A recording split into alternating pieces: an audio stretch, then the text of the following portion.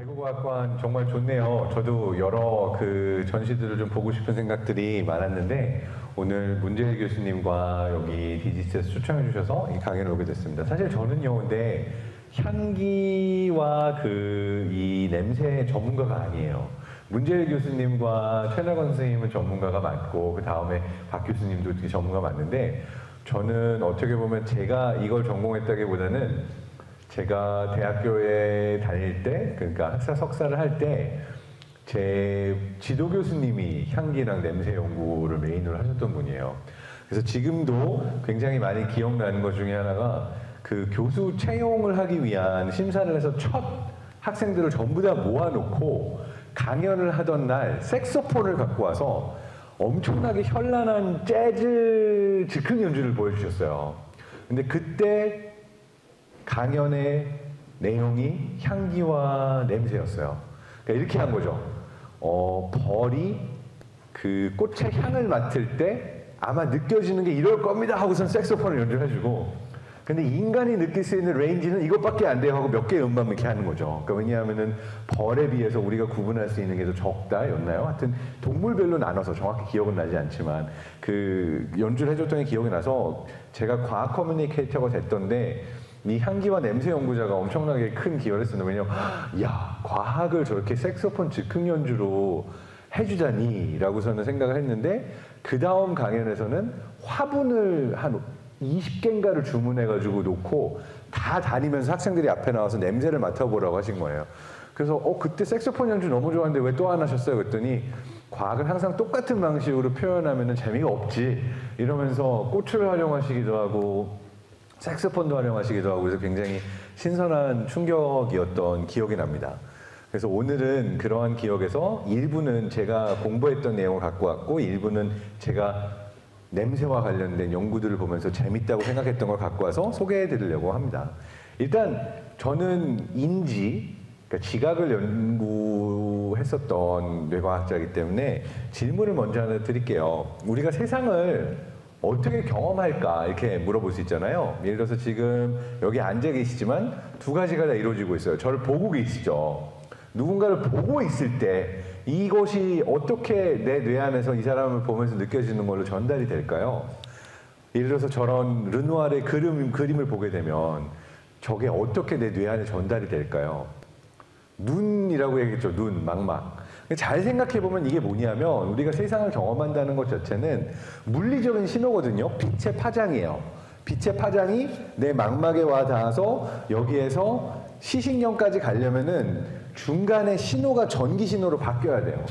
그러니까 빛이 와가지고 딱 이 시신경으로 넘어가는 포인트에서는 전기 신호로 바뀌는 거예요. 그래서 뇌로 들어가고 뇌에서는 저 작품이 뭐 르누아르의 작품이구나 이런 형태로 보여지기도 하고요. 자, 이미 청각으로 넘어갔는데 이런 형태로 빛을 우리가 무언가를 본다라고 하는 건 우리가 일단 볼 수 있는 빛의 영역이 사람이 볼 수 있는 빛의 영역이 있지만 벌이 볼 수 있는 건 없고, 그리고 다른 동물이 볼 수 있는 빛의 영역은 또 다르거든요. 그래서 우리가 볼 수 있는 빛의 영역 안에서만 빛이 와 닿으면 전기 신호로 변환되는 것만 뇌로 들어가는 거예요. 그럼 듣는다라는 게 뭐냐? 이게 이제 지각이고 인지라고 부르는데 합쳐서 인지라고 부르죠. 그럼 소리를 들을 때, 저의 목소리를 듣거나 아니면 베토벤의 빠바바바 막 이런 걸 들는다라고 하면은 이거는 뭘까요? 이거는 바로 음파라고 하는 거는 공기의 진동이에요. 그렇죠? 공기의 진동이 어떻게 들어가냐? 고막에 와 닿아서 고막에서 또 얘를 전기 신호로 한번 바꿔주는 거예요. 되게 재밌는 거는 우리 고막 안에서 얇은 막이 떨리거든요. 이 고막이 그러니까 웨이에서 고막이 음파의 진동을 받으면 안쪽에 이제 신경세포가 기다리고 있는 데까지 가요. 그러면은 엄청 큰 막이 있는데 얘 모양이 약간 그랜드 피아노나 하프 같은 모양이에요. 그래서 얇은 쪽의 막은 높은 소리를 듣고 두껍고 이렇게 넓은 쪽은 낮은 소리를 듣고, 그래가지고 마치 하프도 이 음과 이 음이 다른 것처럼 우리가 소리를 들을 수 있는 건 그 안에 있는 막이 진동을 하면서 밑에 있는 그 신경세포가 전기 신호를 가져갈 수 있게 하는 거죠. 그러니까 결과적으로 생각해 보면요, 사실 우리가 세상을 경험한다고 하지만 이 어두컴컴한 두개골 안에 뇌가 있는 거고, 이 뇌는 그냥 여기저기서 전기 신호가 들어오는 것만 보고 있는 거예요. 근데 이게 보는 거, 이게 듣는 거, 이런 형태로 전달이 되는 거죠. 그래서 되게 재밌게도 만약에 보는 거랑 듣는 거랑 그럼 신호가 다른 게 아니네? 똑같은 신호네? 그러면은 듣는 신호를 보는 쪽에 주면 어떻게 되지? 보여요. 그래서 일부 작곡가나 공감각자들은 소리를 들으면 색깔이 보이는 사람도 있어요. 마찬가지로 특정 소리를 들으면 냄새가 느껴지는 사람도 있고 냄새를 맡으면은 그게 보이는 사람도 있어요. 왜? 다 똑같은 전기 신호기 때문에 어느 부위에 가느냐에 따라서 내가 본다, 냄새를 맡는다, 듣는다라는 거죠.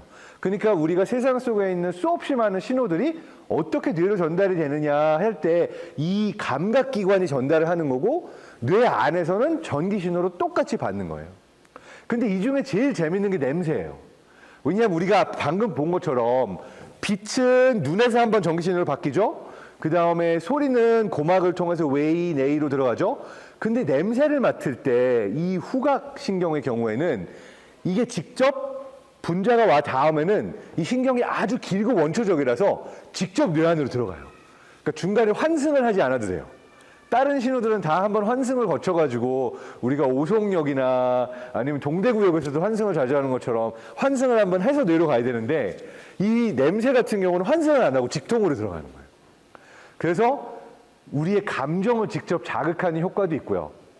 그리고 또 이런 것도 있어요. 냄새를 계속 맡다 보면 어느 순간 냄새가 안 나잖아요.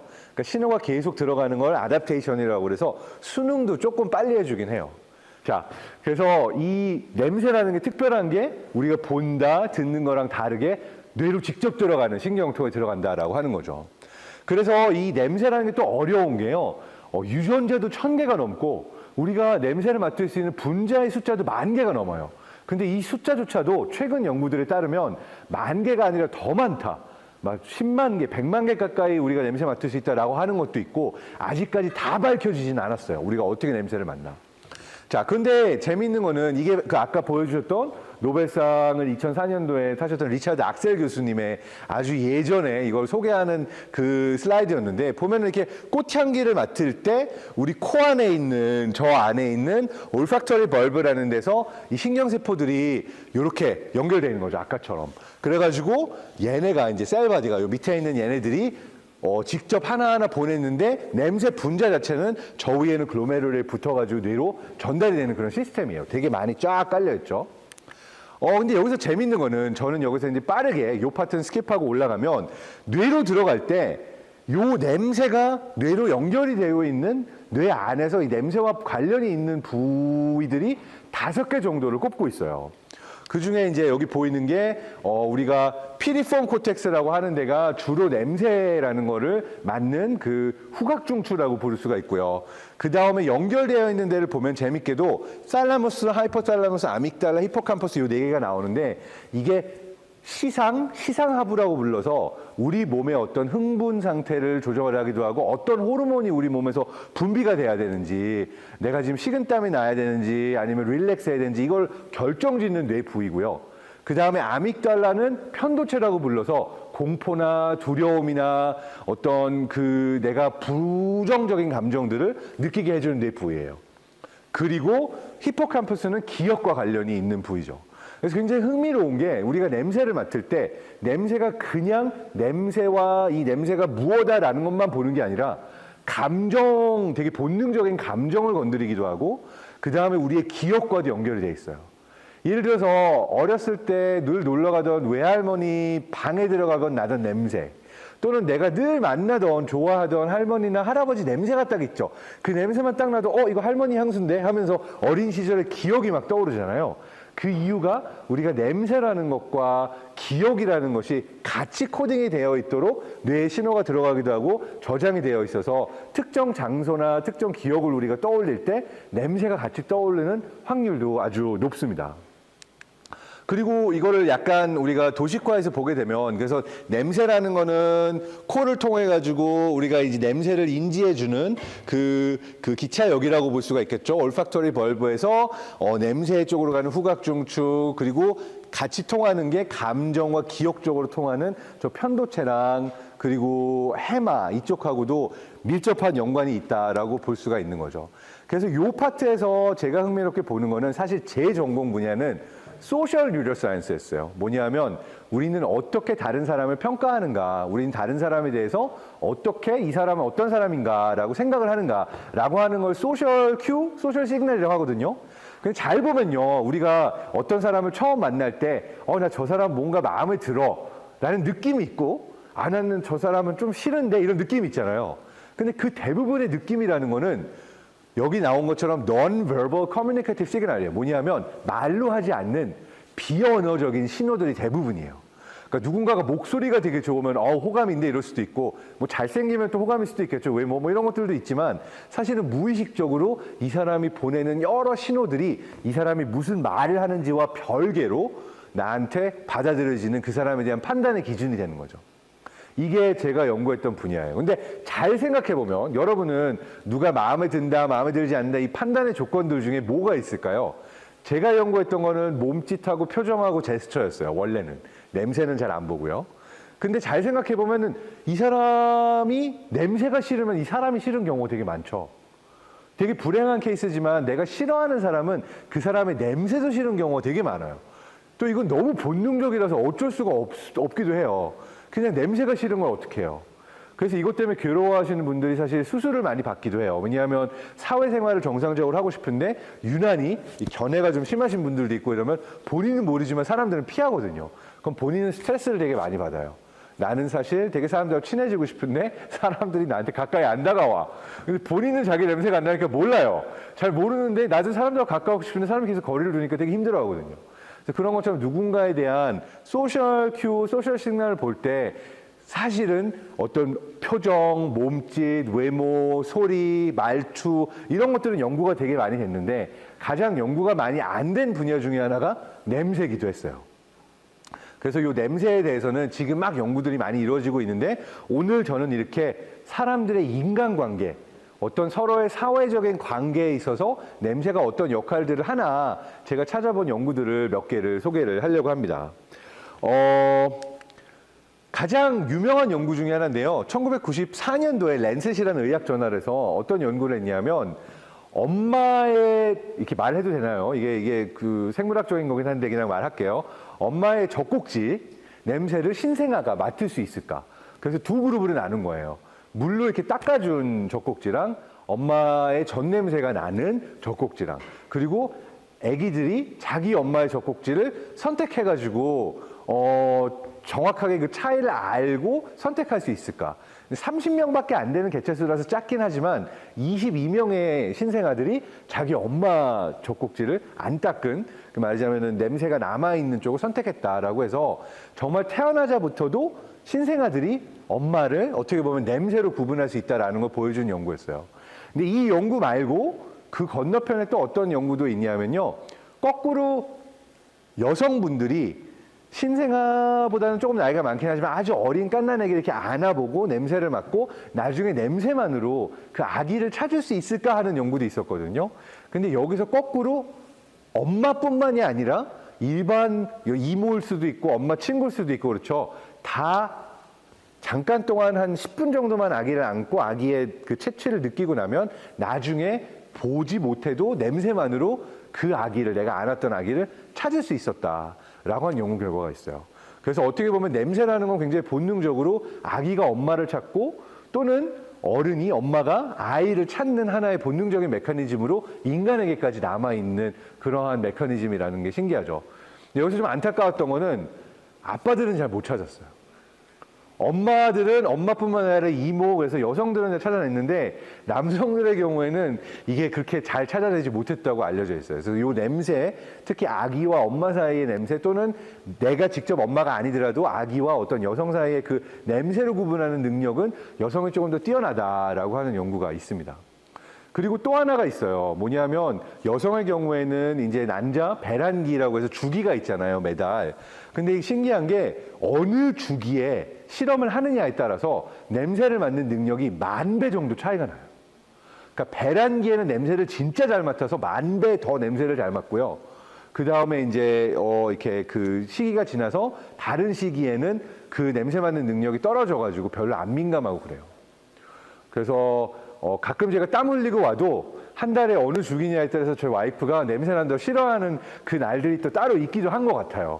이게 처음에는 왜 나보고 냄새 난다고 그러지 하다가 잘 생각해 보면은 요새 조금 민감할 수 있겠다 냄새 그런 생각을 할 수가 있는 거죠. 그래서 그만큼 사실 여성의 경우가 냄새에 더 민감하다는 연구 결과도 나와 있기는 합니다. 그래서 아기와 엄마를 봤지만 인간관계라고 그러면은 엄마와 아이의 사랑도 재밌지만 또 어떤 게 재밌나요? 내가 사랑하는 사람의 냄새가 나에게 특별할까? 내가 사랑하고 좋아하는 사람의 냄새를 내가 구분할 수 있을까? 그래서 여기서 어떻게 실험을 했냐면 이게 2019년도에 나온 연구인데요. 여성의 경우가 자기가 사귀는 남자 또는 사귀지 않는 남자의 냄새를 어떻게 구분할까? 그랬더니 기본적으로는 내가 사귀고 있는 또는 내가 결혼한 남성의 냄새를 구분해냅니다. 냄새만으로 기가 막히게 알아요. 내 파트너를. 그리고 누가 좋냐라고 물어보면 이거는 저도 약간 다시 실험해보고 싶은 거긴 했지만 내 파트너, 내가 사귀는 사람이 일단 좋았다고 얘기를 해요. 근데 실험자들이 되게 사악해가지고 내 파트너 아닌 사람 일단 이렇게 비교를 랜덤을 했다가 나중에 파트너가 아닌 사람 6명이라고 하고선 쭉 순위를 매긴 다음에 누가 가장 섹시하게, 누가 가장 호감으로 매력적으로 느껴졌나를 순위를 매기게 했어요. 파트너가 아니라고 얘기하고 그리고 나서 실제 파트너도 그 6명 안에 섞어놨죠. 그랬더니 자기 파트너가 아닌 다른 남성의 냄새를 더 매력적으로 느끼기도 하더라. 그러니까 이 냄새로 느끼는 매력도의 순위가 항상 내 파트너가 1등은 아니었다라는 것도 보여주기도 합니다. 여기에 또 재밌는 연구가 있어요. 일본하고 독일하고 그 다음에 이태리 남성들을 이렇게 구분을 해가지고 냄새로 이 남성에 대한 그 어떤 매력도를 느끼게 한 거예요. 그래서 여기 이게 조금 잔인한 실험일 수도 있는데 휴먼 엑실러리 오도라는 게 엑실이 뭐냐면 견해예요. 그래서 되게 운동을 시켜가지고 남성이 겨드랑이 땀을 많이 흘리게 한 다음에 여기에 이제 면봉이나 이 손수건을 채취를 해가지고서는 조그만 병에 넣고 냄새를 맡게 해요. 그래서 재밌었던 거는 여기서도 독일이건 이태리건 일본이건 다 자기 파트너의 냄새는 남성도 여성도 구분을 잘 해냈어요. 그러니까 내가 좋아하는 사람 냄새는 다 알고 있는 거죠. 그렇죠? 근데 되게 재밌는 거는 여성들은 자기 스스로의 냄새에 대해서 호감인데? 라고 판단을 하는 쪽이 더 많았고 남성들은 자기 냄새를, 자기 견해를 맡게 해줘도 어우 싫어! 라고서는 좋아하지 않는 경우들이 더 많았어요. 그래서 기본적으로 여성과 남성의 반응이 좀 달랐고 그리고 재미있는 거는 독일 여성의 경우에는 자기 남성의 견해도 굉장히 매력적으로 느끼는 편이 많았는데 일본이나 이태리 여성의 경우에는 자기 파트너의 냄새를 맡게 해줘도 좀 싫은데? 이랬고 일본 여성의 경우는 여성이건 남성이건 하여튼 그 견해 자체를 더 싫어하는 경향이 강했다. 근데 이거는 약간 어떻게 보면 서양인과 동양인의 차이가 있을 수도 있는 게 사실 서양인의 경우에는 이 데오도란트라고 그래서 냄새가 나지 않게 하는 화장품이라고 하죠. 그러니까 이거 많이 사용하는데 동양인의 경우에는 여기에 번식하는 박테리아 같은 게 조금 종류가 달라서 그런 냄새가 좀 덜하다. 특히 한국인의 경우에는 그런 걸 쓰지 않아도 데오도란트 쓰지 않아도 그 냄새가 그렇게 불쾌하지 않다라고 하는 어떤 동서양 차이가 있기도 한 것 같아요. 그래서 일본 여성의 경우는 어쨌든 싫었다. 그래서 문화 차이가 있어요. 자기 파트너의 냄새를 맡고 좋아하는지 싫어하는지에 대해서는 어느 문화냐에 따라서 조금씩 차이가 있고요. 그다음 제가 굉장히 재밌게 이게 느꼈었던 그 연구 중에 하나는 뭐냐면 이게 네이처에까지 나왔던 연구인데 내가 어떤 유전자를 갖고 있느냐에 따라서 누군가의 냄새가 완전히 다르게 느껴지는 거예요. 자, 이게 어떤 연구였냐면은 아까처럼 이렇게 남성분들의 냄새를 여성분들에게 맡게 했어요. 그리고 나서 물어봤어요. 무슨 냄새가 나냐. 근데 여성분들의 경우가 대부분 10명 중 9명은 불쾌한 냄새가 난다. 정말 그 왜 청소년 냄새 그 남자 잘 닦지 않은 그런 냄새가 난다. 군대 냄새 뭐 이런 거처럼 되게 불쾌한 냄새가 난다고 했는데 신기하게도 특정 유전자를 갖고 있는 분들의 경우에는 물론 그게 잘 맞는다 안 맞는다의 근거가 될지는 모르지만 10 중에 한둘 정도는 딱 맞고서는 분명히 남자가 운동하고 낸 되게 센 그런 안드로스테론 그러니까 그 견해인데 이거를 바닐라랑 꿀 향이 나는데요? 라고 말한 거예요. 실제로. 너무 재밌는 게 똑같은 냄새인데 내가 어떤 유전자를 갖고 있느냐에 따라서 특정 여성분은 남성분의 견해를 맡고 이거 꿀하고 바닐라 향이에요. 너무 좋아요. 라고 말했다는 거예요. 실제로.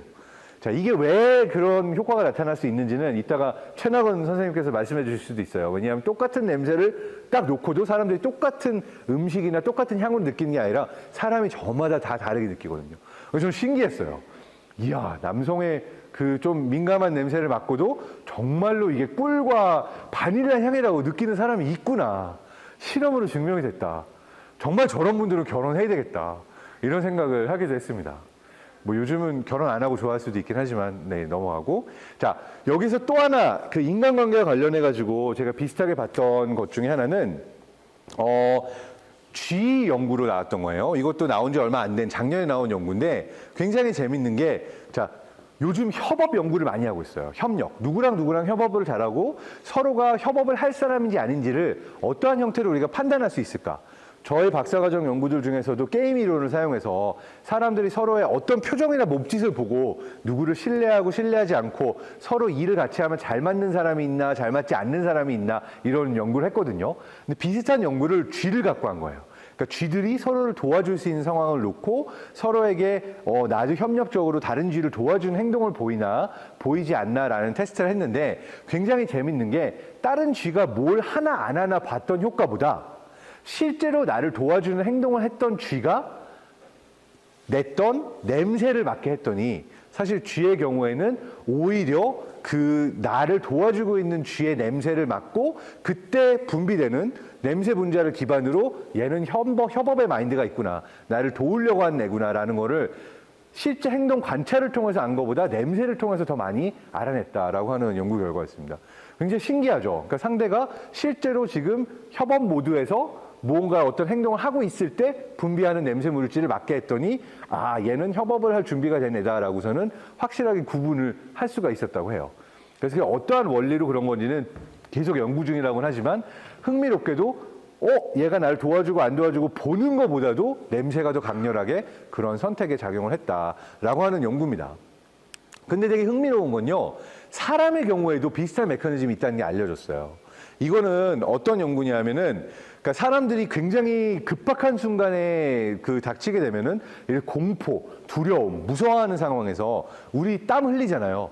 그래서 내가 무서워할 때 나에게서 나는 땀 냄새랑 내가 그냥 운동했을 때 나에게서 나는 땀 냄새, 이 두 가지를 비교해서 다른 사람들에게 맞게 했을 때, 이번에는 여성이 아니라 남성입니다. 남성 대 남성으로 실험했는데 이 두 가지를 남자들이, 그러니까 그 피험자들이 구분해낼 수 있었을까?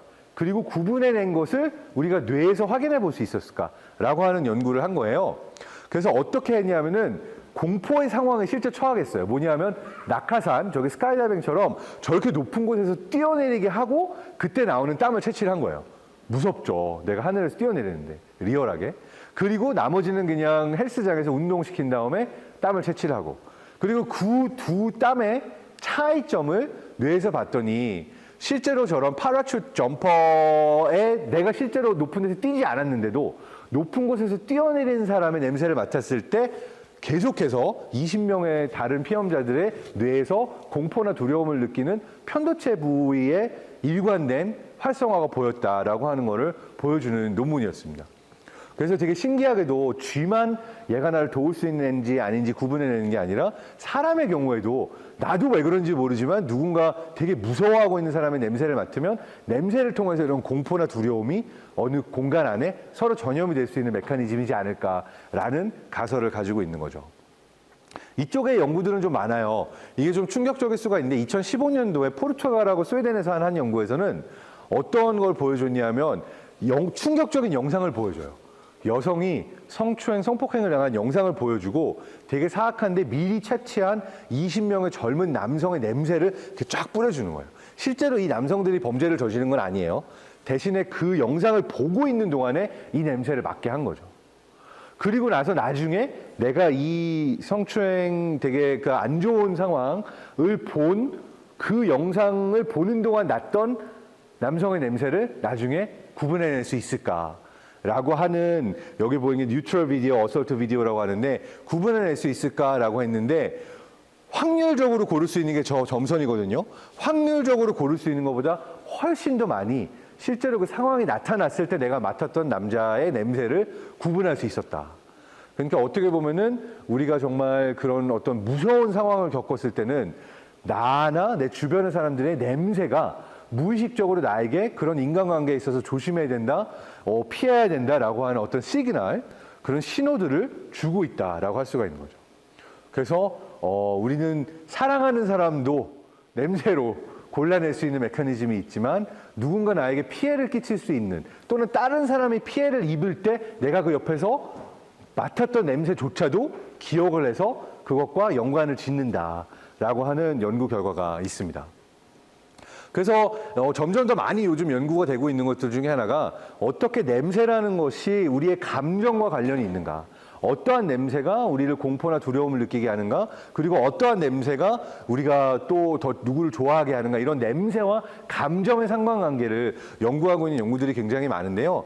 이 연구의 경우에는 되게 재밌는 게 어떠한 형태로 했냐면 아무런 종류의 공포나 두려움이나 긍정적이지도 않고 부정적이지도 않은 냄새, 뉴트럴 냄새를 보여주면서 이 냄새를 맡는 순간 이 사람이 공포를 느낄 수밖에 없는 사진을 보여주거나 영상을 보여주는 형태로 컨디셔닝, 그러니까 조건 반사를 시킨 거예요.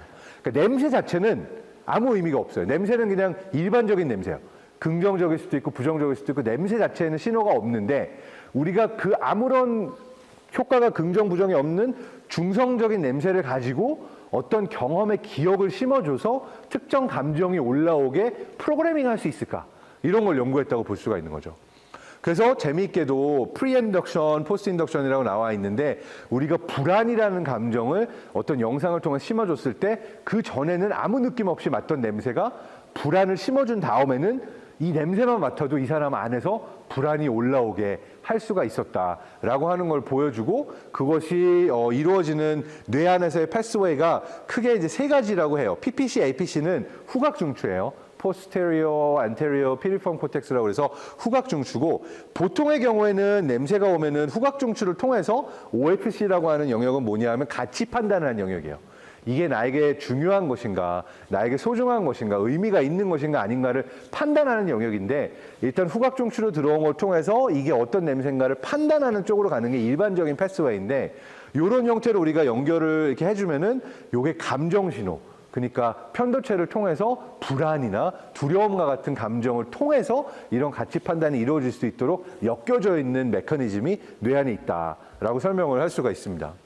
그래서 굉장히 그 밀접한 연관관계가 있는 게요. 우리가 삶 속에서 사실 무의식적으로 냄새를 많이 맡고 한동안 계속 냄새를 맡고 있으면 그 냄새가 나 스스로에도 안 나기 때문에 내가 의식적으로 안 나기 때문에 냄새의 영향을 그렇게 크게 못 느끼고 살 때가 많아요. 근데 실제로 이 냄새가 아까 보신 것처럼 내가 살면서 한 모든 경험 하나하나가 냄새로도 나의 뇌의 기억에 남고 그리고 그 냄새가 나의 스트레스, 그러니까 아까 뇌 부위 보면은 편도체 해마 말고 뭐가 있었죠? 하부랑, 그러니까 그 시상하부랑 시상이 있었잖아요. 그러니까 그게 의미하는 바는 우리 몸 안에 스트레스 레벨, 그리고 우리가 스트레스 받았을 때 나오는 스트레스 호르몬, 코티졸이라든지 이런 다양한 스트레스 조절 호르몬과도 냄새가 굉장히 큰 역할을 하면서 이것들을 조절해주고 있다라고 하는 연구들이 많이 나오고 있어요. 요거는 어떤 거랑 연관관계가 있을 수가 있냐면요. 바로 우리가 우리 주변의 사람뿐만 아니라 환경을 어떻게 인지하는가도 냄새와 밀접한 관계가 있는 거예요. 그래서 우리 주변의 환경을 예를 들어서 악취가 나는 하천의 주변에 있고 또는 내가 반지에 살고 있는데 계속 곰팡이 냄새가 나는 집에 살고 있다.